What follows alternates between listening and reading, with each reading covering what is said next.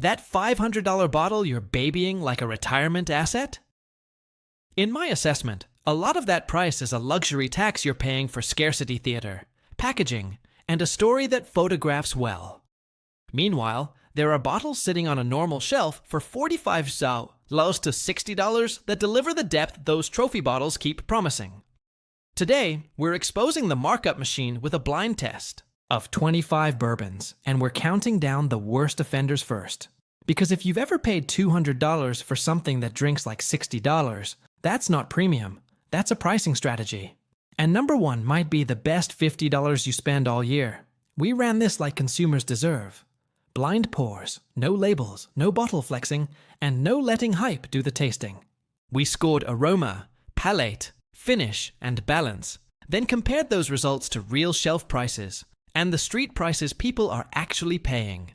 This isn't about shaming anyone's taste. It's about protecting your wallet from a market that's built to separate you from your money. Number 10, Blanton's Single Barrel at $200 to $400 on the street. Blanton's is what happens when marketing budgets exceed aging budgets. Not because it's bad bourbon. At its best, it's charming. But at $200 to $400, it becomes a consumer trap that survives on scarcity and horse toppers. Context matters. Blanton's is produced at Buffalo Trace, part of the Sazerac portfolio, and it became a symbol of if you know bourbon culture. The bottle looks like a trophy, the branding is clean, and the scarcity narrative is incredibly profitable. Then the market did what the market does. It turned a bottle that should be approachable into a status object. Here's what Blanton's hopes you never notice. It's single barrel, and single barrel means variability. Some barrels sing, others are just fine.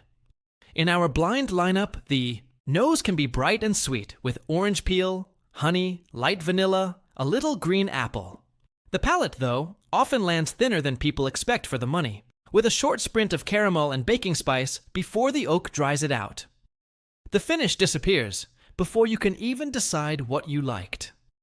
At inflated prices, you're paying for the bottle, the allocation drama, and the feeling of winning a scavenger hunt. The liquid does not consistently justify the luxury invoice. If you're paying $200 for Blanton's, you're buying the horse, not the whiskey. Number 9. Weller Special Reserve at $60 to $120 on the street. Weller Special Reserve is fine at MSRP, and in my assessment it becomes poor value the second it starts cosplaying as a premium bottle. This is the green label tax, where a basic wheated bourbon gets priced like a trophy, because other, rarer Weller bottles created a halo effect. Weller is also from Buffalo Trace under Sazerac, and the Weller name has become shorthand for soft, wheated, easy drinking. That's exactly the problem. Easy drinking doesn't equal expensive. It just means it's friendly. At $60 to $120, you are paying far more than the liquid justifies. The specs typically aren't shouting luxury. The experience is gentle. Sweet nose, a little caramel, light vanilla, some faint cinnamon, maybe a touch of orchard fruit. On the palate, it can feel soft and sweet, but also a little simple, like it was designed to offend no one. The finish is short, and the proof keeps it polite. Listen, if this bottle is $30 to $40, it's a decent weekday pour. If it's $80 because someone behind the counter called it allocated, you're being charged for a rumor, not for complexity. The marketing promised legendary wheated. The glass delivered pleasant and brief. For your money, you can do better. Number 8. Eagle Rare 10 at $60 to $120 on the street. Eagle Rare is the perfect example of how a good bourbon becomes a bad purchase when the price gets dishonest. At MSRP, it's a win. At $60 to $120, the value case starts falling apart. Eagle Rare is also produced at Buffalo Trace under Sazerac, and it has something many bottles don't: a 10-year age statement. That number carries weight, and it should. Age can bring structure and depth. But age alone isn't a blank check. In a blind setting, Eagle Rare often shows well on the nose. Toasted oak, caramel, a little dried cherry, maybe some cocoa, sometimes a floral edge. The palate can be smooth and balanced, but the proof keeps it restrained, and that restraint becomes noticeable when you're comparing it against higher proof bottles at similar prices. The finish can lean oaky and drying, sometimes pleasantly, sometimes like the whiskey is bowing out early. Here's the reality. The bottle itself didn't change when the price doubled. The market changed. Stores know people will pay because it's hard to find, and the markup becomes the product. If you find it for $40 to $50, grab it. If it's $90 with a smug grin, that's not rare whiskey.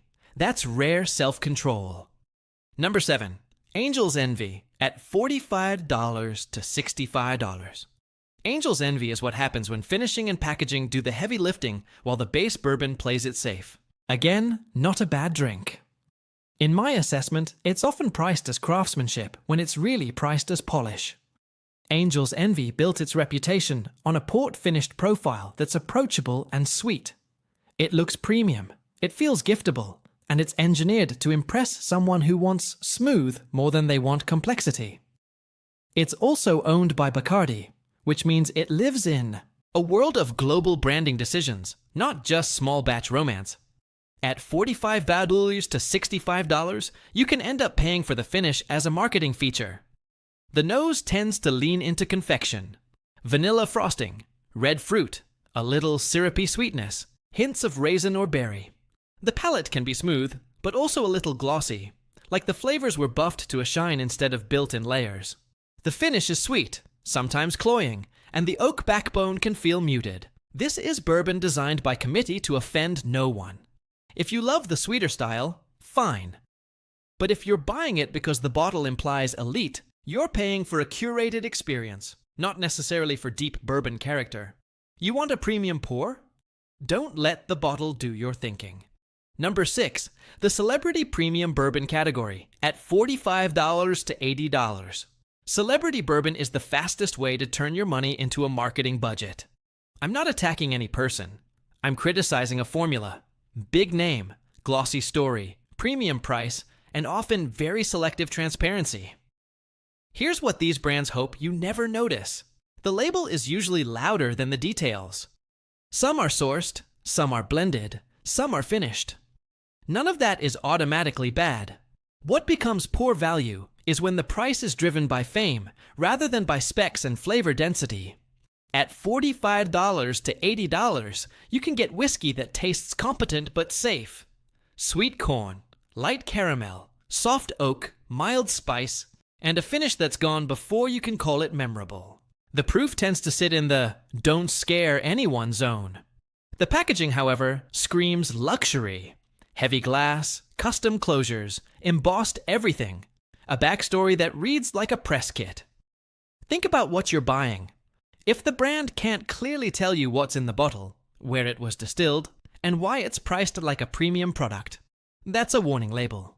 You're paying for a name you already know, not for liquid that earns the price. And the top 3 will change how you shop forever. Now we're halfway through the worst offenders. And here's the pivot. You don't need to spend more to drink better. You need to stop funding hype and start rewarding honest bourbon. Now for the bottles that actually earn your money. Number 5. Knob Creek 9 at $30 to $45. Knob Creek 9 is the bourbon hiding in plain sight that brings real structure without charging you for drama. It's part of the Jim Beam family under Beam Suntory, and it's a reminder that big companies can still put out honest value when the focus stays on the liquid. At $30 to $45, you're getting a bottle with a dependable, age-forward profile that doesn't pretend to be rare. The nose leans classic and sturdy. Roasted nuts, vanilla, brown sugar, toasted oak, a little leather. The palate has weight, caramelized sugar, peanut brittle, cinnamon, a touch of char, followed by oak that actually feels earned, not slapped on. The finish hangs around with warmth and spice, and for the price, that matters. So many inflated bottles vanish mid-sentence. Knob Creek stays in the conversation. It's not chasing trendy fruit notes or fancy finishes.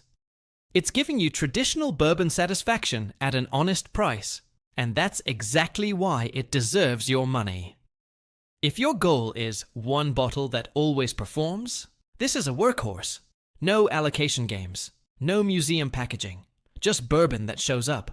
Number 4. Maker's Mark Cask Strength at $45 to $70.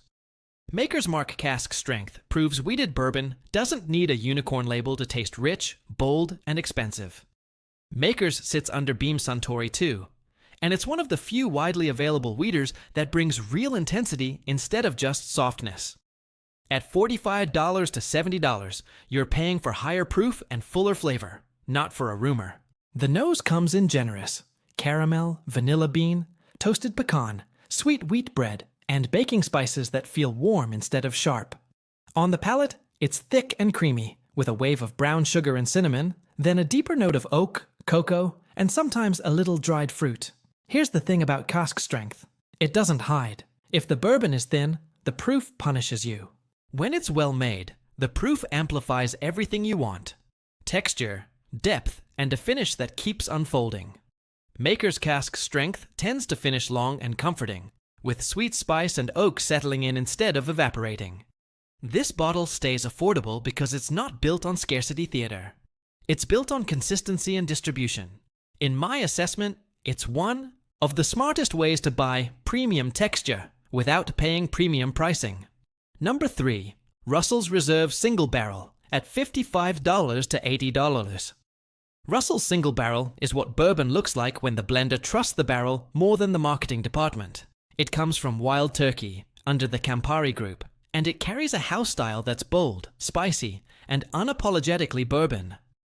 At $55 to $80, it isn't cheap, but it's honest. You're paying for a single barrel experience that often delivers complexity you can actually taste. The nose can be beautiful: orange oil, vanilla, toasted oak, nutty caramel, a little tobacco, sometimes a dusty rick house note that feels old school in the best way. On the palate, it hits with structure: brown sugar, cinnamon, clove, roasted nuts, and oak that feels layered rather than bitter. The finish is where it earns its keep: warming, spiced, slightly dry, with flavor that stays long enough to matter. Single barrel always means variation, but here it's variation inside a reliable lane. You're not buying a lottery ticket, you're buying a profile with backbone. While hype bottles charge luxury prices for smooth, Russell's charges a fair premium for character. If you want a bottle that tastes like it has opinions, this is it. Number 2. Old Forester 1920 Prohibition Style at $50 to $70. Old Forester 1920 is the kind of high-proof, high-impact bourbon that makes luxury pricing look embarrassed in a blind lineup. It's from Brown-Forman, a major legacy producer, and it's a case study in how heritage can mean something when it's paired with real flavor. At $50 to $70, the specs do the talking. Higher proof brings density and a bigger range of flavor. The nose comes out swinging: dark caramel, cocoa powder, toasted oak, cherry reduction, and a little banana bread note that Old Forester fans will recognize. On the palate, it's rich and structured: molasses, dark chocolate, baked cherry, peppery spice, and oak that frames the sweetness instead of smothering it. The finish is long, warm, and deliberate. It doesn't disappear. It tapers off like a good song fading out, not like a commercial cutting to silence. In a blind test, bottles like this expose what a lot of expensive bourbon is missing: concentration. If your idea of premium is depth, this is premium. And if your idea of premium is a price tag, this bottle will quietly ruin that illusion. Number 1. Wild Turkey Rare Breed at $45 to $60. Rare Breed is the $50 a bottle that rewrites the shopping rules because it delivers the depth, proof, and finish that expensive bottles keep promising. It's Wild Turkey under Campari, and it feels like the distillery refuses to apologize for flavor. At $45 to $60, this is what bourbon was meant to be: bold, layered, and satisfying without needing a collector's narrative. The nose is expressive: caramel, vanilla, orange peel, toasted oak, baking spice, sometimes a whiff of cocoa and roasted nuts. It smells like bourbon that was built to be tasted, not just displayed. On the palate, you get texture immediately. There's sweetness, but it's balanced: brown sugar and caramel meet cinnamon, clove, and a deep oak char note that gives it grip. The higher proof isn't there to show off. It's there because the flavor needs room to breathe. The finish is long, warming, and complex, with spice and oak rolling on after the sweetness fades. Here's what big luxury pricing hopes you never discover. You can buy this level of intensity without a $200 receipt. Rare Breed stays affordable because it doesn't spend its life in a scarcity costume. It wins on the one thing that matters in your glass, the liquid. If you've been trained to equate hard to find with best, this bottle is your reset button. It's not rare, it's reliable. And it beats the $500 fantasy more often than the market wants to admit. If you've ever overpaid for a bottle because the shelf talk made it feel like an opportunity, consider this your consumer wake-up call. In my assessment, most expensive bourbon isn't expensive because it tastes better. It's expensive because the market learned you'll pay for status and scarcity. Your power move is simple. Stop rewarding vague stories and start rewarding honest specs and real flavor. Next time you're shopping, ask what you're paying for. Glass, hype, and allocation drama, or proof, structure, and a finish that lasts. If you want more blind test style breakdowns like this, you already know what to do. Keep your money skeptical and your palate in charge.